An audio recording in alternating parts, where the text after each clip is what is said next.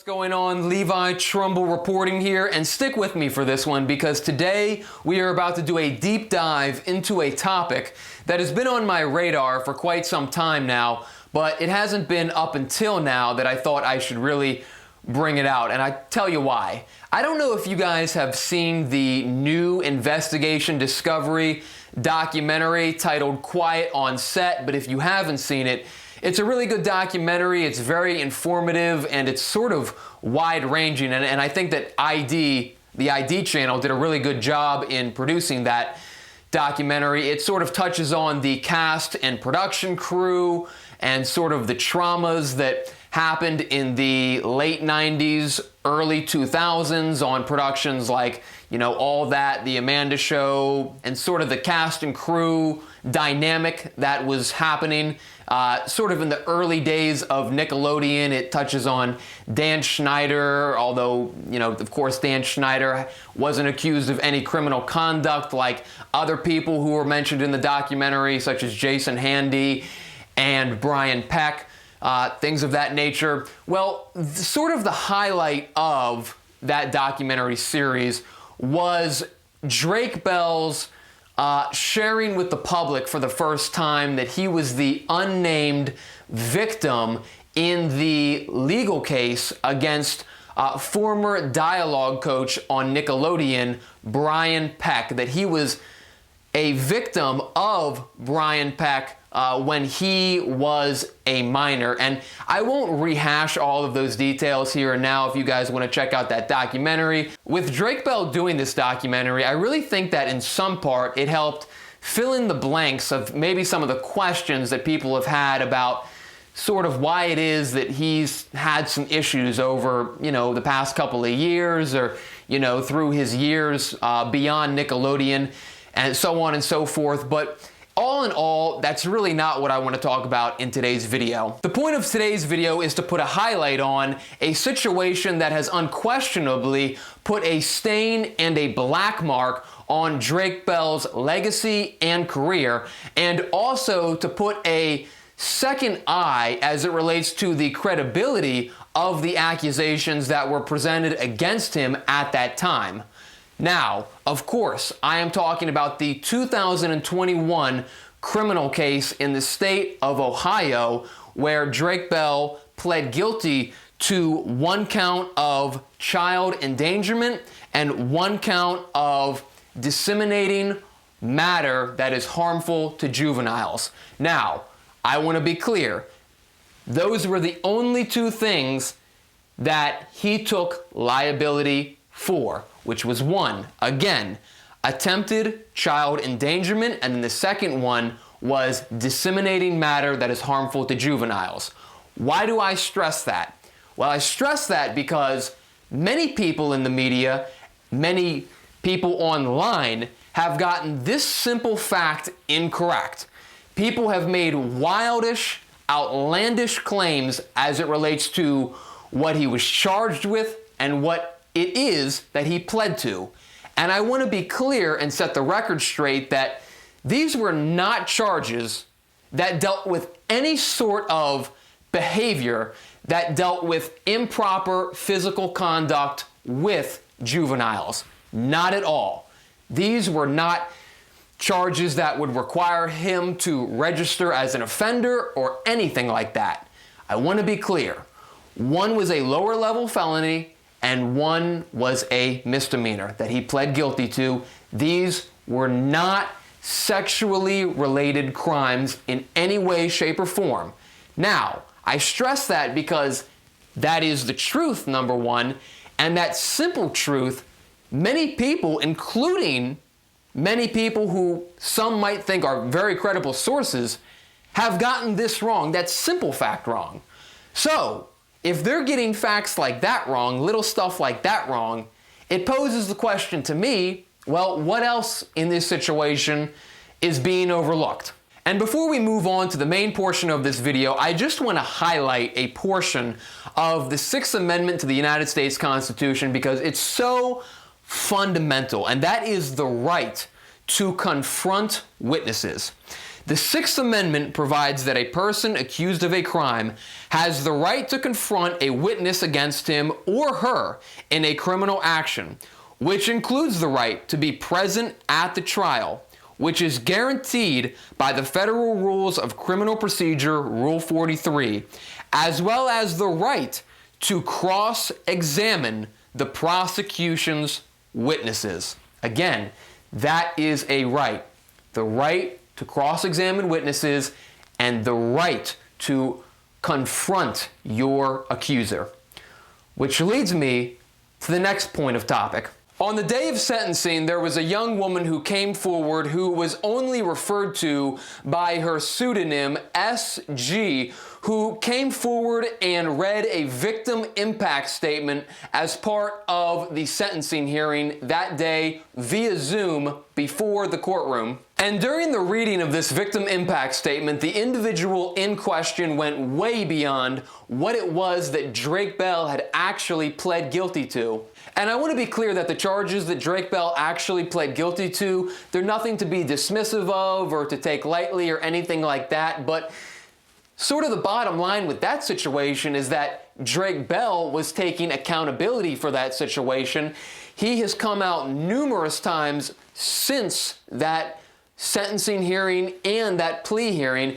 He has come out and he has stated that yes, these were things that he did. He should have used better discretion and better judgment. And what else can you really say about that, right? Of course, you don't want to see kids being sent things that are inappropriate. Nobody wants that, of course. But at this point, you have an individual who has taken a plea to that, right, which is a misdemeanor in that case, and has come out and said, yeah, you know, I should have used better judgment. I should have had better discretion in these instances. And beyond that, what else can you really say? Now, I'll be honest with you guys. I remember watching this whole situation unfold on Law and Crime Network back when they first posted the sentencing hearing on their YouTube channel back in 2021. And I remember listening to this victim impact statement, and I remember sort of saying to myself, wow, this seems really far field as it relates to what was actually being alleged and actually what he was being charged with. And I just remember saying to myself, you know, I don't know what's going on here, but I had questions, I had concerns, and I had thoughts at that time. And now there are new things coming forward, new testimony, new witness statements that I think should be brought to light. I remember having a fair bit of skepticism about the whole thing, and I always remember thinking to myself, you know, if you dug deeper into this situation, I wonder how much of these claims that are now being presented, that now are going to set the media on fire. I said to myself, I wonder if you really dug deep into them, how many of these claims would actually check out or not. So with that being said, we are now going to bring you some of the portions of this victim impact statement that to me raise an eyebrow to some degree. And remember, these are serious allegations that were made against Drake Bell. And when there are serious allegations, there should always be serious questions that follow. That is a right under the Sixth Amendment to the United States Constitution.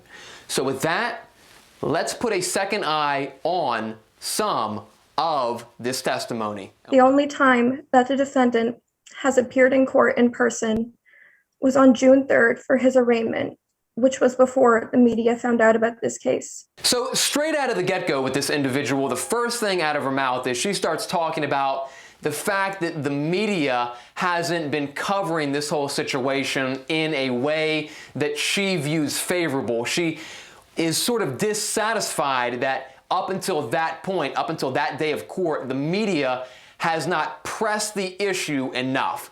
And to me, that's odd, right? You're worried about media coverage. Yeah, that's how you start off your victim impact statement, is talking about the media coverage. We move forward. I was definitely one of his biggest fans. Everyone who knew me as a child knew that he was a hero to me. I would have done anything for him. I adored him, and he instantly made me feel that he adored me right back. I felt protected and loved by him. So from here, the victim starts to talk about how much she adored this individual. And to me, what jumps out to me is when she says she would do anything for this individual. Anything, right? So if somebody will do anything to get somebody and they turn out, well, no, they're not going to get somebody, how would that person react? Again, I'm posing the question, right? If you will do anything for somebody and it doesn't work out, how do you react? I confided in him about very personal things about myself, including my struggle with my mental health. She then goes on to talk about the fact that she has mental health issues, and I want to be clear, I would never even bring this subject up in any way, shape, or form, but for the fact that this young woman opened the door for that completely. She just put it all out there on the open record saying, yes, I have mental health issues, and I'm not going to speculate in any way, shape, or form what those mental health issues might be, and you guys probably shouldn't either. None of our business, right? But she did put it out there on the public record, and that's a concern if you're defendants. If you're defendant's counsel, that's a big problem, right? Because you want to have state's witnesses that don't have issues like that. You know, those are things that get called into question during a trial. Don't smile at me. Don't look at me like that. And he can give me that look all he wants. He knows exactly what I'm talking about. Another thing that I want to bring to the forefront is this individual's sort of seemingly uncontrollable anger that she demonstrates inside of this courtroom. Again, you have to remember, guys, this is not outside on a playground. You're not walking down the street. This is inside of a courtroom, and she has moments where she's very angry. She's, getting upset, saying, Drake, you're smiling at me, when quite frankly, guys, Drake was not smiling. He might have been making some shocked faces, but if somebody was saying things about you that you believe were completely untrue, you might have a face or two. And whatever faces that she thought were improper, she showed that she was very angry about that. And there were several moments when she just sort of had these outbursts. So I don't know what it says to you guys, but I think it's kind of unusual. This eventually led to many months of inappropriate messages and photos being exchanged over Instagram and Snapchat. The photos exchanged included photos of my body and photos of his body and his genitals. And then there becomes this claim that Drake Bell and this victim at some point in time were trading back and forth in illegal, inappropriate photographs of themselves to include the genitalia portions of their body, right? So that would be CP, right? And on her case, if she's a minor. And for him, that would be, really bad stuff. That would definitely be disseminating things that are worse than just written text messages, of course. But here's the problem with this claim. The big problem with this claim that photographs are being shared back and forth. From what I understand, and what is common sense, is that the cell phones from both Drake Bell and this victim were taken by the state and reviewed. Digital forensics, if you will. And during that process, nothing of the sort was ever located. And if it's there, it's there. They're going to find the images, right, guys? I mean, it's not a maybe. If they take your cell phone and they scan your cell phone, they look through your Instagram, they pull your Snapchat records, if they go through, you have to have taken the picture in order to send it. And if it's there, they're going to find it. They're going to use data recovery methods to find it. It's called digital forensics. They do this stuff every day. And in this case, it simply was not found. And if it was found, they sure didn't charge it. So why would they not charge it? If that's actually true, and they actually had their cell phones, they would have found it. And he would have been facing not just dissemination charges, but possession of CP material. And that's hard felonies right there. But he wasn't facing that. Nothing of the sort. So common sense and reasonableness will tell you that this claim of, well, we were sending, inappropriate pictures back and forth, common sense and the facts of this matter would tell you that no, that's probably not the case here, like at all. On December 1st, 2017, my aunt took me to the Odeon Concert Club to watch him perform.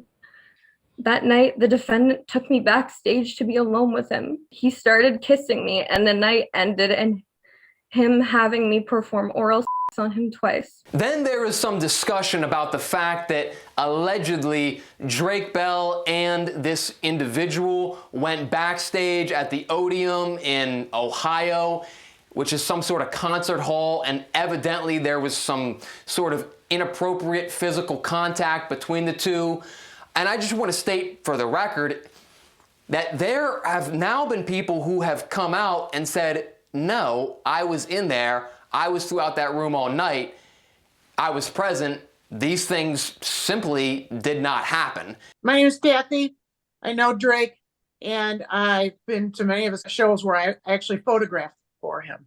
And I was there the one night when some of these allegations against him were made. The next incident happened on December 2nd, 2017, while I was alone with him in his hotel room.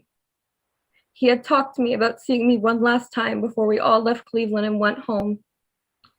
So we went to his hotel to say goodbye. In his hotel room, he started kissing me and had me perform oral sex on him again. Now, as it relates to that accusation, there is actually a family friend who comes along who claims she was there at that time, and she claims no dice. I traveled with said person and her aunt. We were all very good friends. I'd known the girl in question since she was in her mother's belly. There's no evidence at all that you saw that the accusations against him are true. Is that correct? Absolutely not. And when she claims she was in the room with him, she was not. She was sitting out in the hallway with me. And her aunt was in the room getting a birthday card signed. From here, the victim in the case then goes on to attempt to throw Drake Bell's wife under the bus and make her appear as she is somebody who is complicit to all of this neglect. Now, I would like to bring up an individual who has known about these crimes for years. This person is the defendant's partner, Janet Vaughn. However, Drake Bell's wife, Janet, would go on to post a video on Instagram Live where she would address the situation and talk about how this person in particular would message her and say that she was supposed to be the one who married Drake Bell and not her. But I will let you hear that in her own words. And the Ohio thing, that started back in 2019.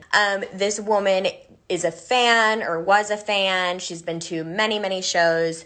I have met her. I have messages with her. I was very much involved in all of the investigation, and I have messages from this woman saying that she is obsessed with Drake, that she thought she was going to marry him.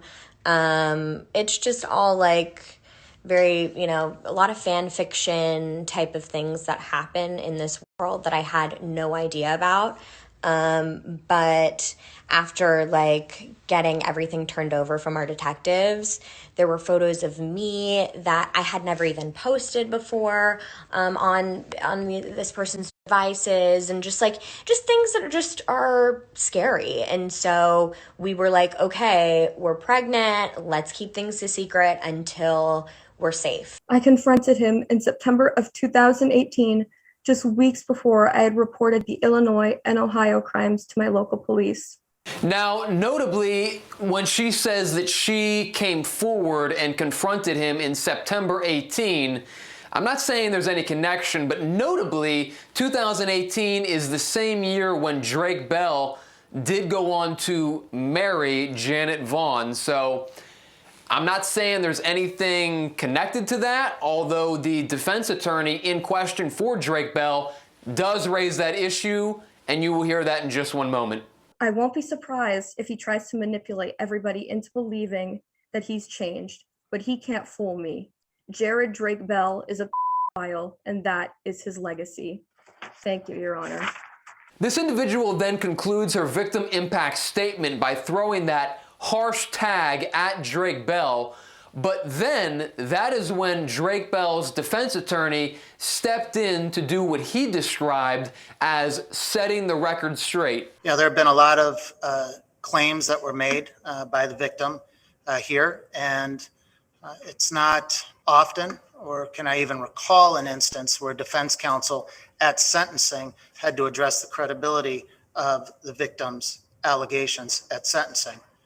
But this appears to be that time. We start off with the defense attorney talking about the whole genitalia photographs thing. You will hear it in his own words. I will simply say this, some of these claims that were made about sending photos of genitals, we went through these claims with the prosecutor's office for a long time, approximately 18 months. No such image was presented. The claim that he is a pedophile lacks any sort of factual support from the case, and it also lacks any sort of mental health claim. It's an easy tag to give someone, but doesn't fit in this case. The defense attorney then fires back at this whole notion that this individual in question had to start seeing a therapist because of these alleged incidents. He states that this individual had been in therapy much prior to any of these instances allegedly transpiring, and that therapy was something that was sort of in this individual's routine rather than something that needed to commence because of a certain traumatic event. You will hear that in his own words. The claim that seeing the therapist resulted from this, and again, this is where I'm just going to take this responsibility for making the record straight. I'm sure it's not going to be, the victim in this case is not going to like what I have to say, but we are aware that that therapy did not begin with Drake. This began before. Clearly, she, according to a lot of the statements that were provided in this case, worshipped and kind of held herself out as a super fan of Mr. Bell. There were no claims at all of any sort of inappropriate conduct until the victim in this case learned of Mr. Bell's fiance, now wife. And at that point, that's when everything kind of turned her world upside down. So again, the defense attorney is trying to make that similar case as did Janet Vaughn, where the idea is that this individual really was set off into a rage when she found out that she would not become the wife of Drake Bell, and that the learning of this information is really what lit her fuse and made her do the things, make the claims that she is now making today. There was certainly concern for the victim's reality in her case and in her claims thereafter. But what was accused here today, what was brought out here today, was a far other world from what we, the state and the defense, had contemplated prior to. Since the time of her allegation, when she claims that this happened, she went to 9 additional concerts that he was at. She would message him saying, "I miss you." You know, when we talk about the kind of different reality, I think one of the points. Now, this part is actually pretty interesting because you have the defense attorney in this situation stating on the record that this individual came to 9 subsequent shows after allegedly engaging in traumatic, improper physical conduct with Drake Bell. So this traumatic conduct transpires, and then subsequent to that, she comes to 9 separate shows following that. But what is most interesting, or what I would say is most striking about this, is she doesn't seem to deny that in any way, shape, or form, but what she starts to do is go, well, no, I don't know if it's quite 9, but you can see her, she goes 1, 2, 3, she's sort of counting to herself, trying to figure out what is the actual number. How many times did I go to Drake Bell's concerts after he allegedly harmed me? And she's sitting there trying to figure out what that number is, and she finally gets it, and she goes 3. She believes it's 3. So it's not 9 times that she went to a show after she was harmed, it's only 3 times. Was in the victim's videoed statement to the detective in this case from the Cleveland Police Department, Atanasio, when he asked her, "Has anyone come to speak to you on behalf of the defense?" And she said yes. And the detective said, "Who was that?" "Well, they're the private investigator for Mr. Bell." And we were, the prosecution, defense, were all in the same room. We heard that. And we knew perfectly well that that had never happened. And then all of a sudden she stated that, "Oh, you know what? Actually, I was wrong. I was confused. It didn't happen.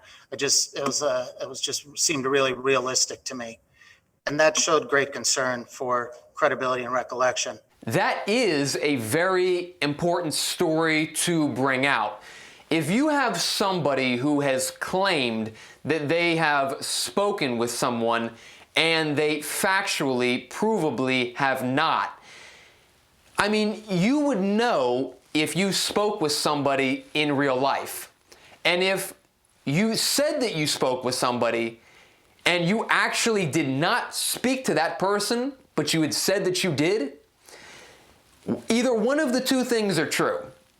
Either there is a serious lapse in your memory, in your ability to recall things, or you're lying. And either of those two scenarios do not make for a good state's witness for a criminal trial. And they're concerning. That concern is completely valid. She talks about the hotel room at the Aloft, and I understand that she has problems with her aunt now, but it is important to show that there was another adult who was there. All of this was shared with the state and the defense. This is why we pled the way that we did to what was actually done, not what is actually being stated here today. And that friend was very clear, not just in a statement to the defense, but also in another recorded statement to the Cleveland Police Detective Antanasio. And that person stated that the victim had never gone into Mr. Bell's room alone, period. And that was twice stated to us and to the detective. She talks about performing oral sex here today on 2 occasions, stating that there was never, that this happened in the back room at the Odeon. We also were able to identify and share witnesses who indicated they had gone back and forth down the hall into that room throughout the night. The door was open. There were people in that room at all times, and this did not happen. She did tell one of her friends, and I'll get to some here in a moment, that she did report this when she did because she did not, or she stated that Mr. Bell did not respond to her liking. So again, another very concerning allegation here, right, from the defense, right, saying that she reported these things that because Drake Bell did not respond to her liking. And again, I don't know if that's true or not, but that is the defense's position. Not only am I saying that it did not happen, not only would Mr. Bell say that that did not happen, but the evidence in the evidence in this case would suggest it did not happen. And again, we all know that this prosecutor's office would pursue child sex charges and go to great lengths and aggressively as they should. So that right there was the defense argument from Drake Bell's defense attorney. I believe that was Ian Friedman. And from there, the judge in that case would go on to sentence Drake Bell to a term of probation. And I believe 200 hours of community service is what he got. And that was transferred to the state of California, where Drake Bell is a resident. And the way the media has villainized him after this, to the point of ruining his career in the United States and even damaging his personal relationships, is just horrible. And so, I just felt that I needed to just be honest with exactly what I saw and what I knew. And hopefully maybe some of the stuff that's out there now, accusing him of things and making him sound like he's a pedophile, maybe some of that will start to change. I hope so. And they'll stop that. That's my hope. I now also want to additionally turn to Drake Bell himself for a very important interview that he gave with a Spanish television news station about this whole ordeal, because I think it's important that you hear his side of things as well. Initially, I think it was probably really hard for him to come out and talk about this whole situation, but nonetheless, he is being more open about it these days and sort of answering some of the questions that I think are still out there about this case. People are still looking into it, such as myself, and trying to figure out what really happened here. And the more you start to dig, I think the more questions you start to have about some of the claims that were made about Drake Bell by this particular victim or individual. I was being really stupid and irresponsible. And, you know, fans reach out to you on Instagram and sometimes you respond and then you see them at concerts. There was an individual who I had conversed with on Instagram and I hadn't known her age.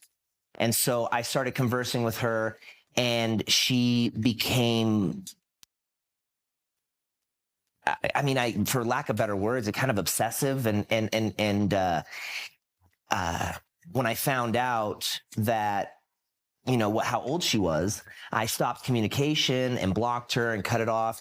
And that kind of sent her into a tailspin. And she started contacting my wife and threatening my wife and saying that she was going to, you know, tell people that this had happened and all of these lies and all these things had happened that hadn't happened. A lot of these accusations coming out about a lot of people, the accusation stuck and it went into a full on police investigation and you know it was wild. They went in, they took my phones and my computers and the whole 18-month investigation investigating the claims.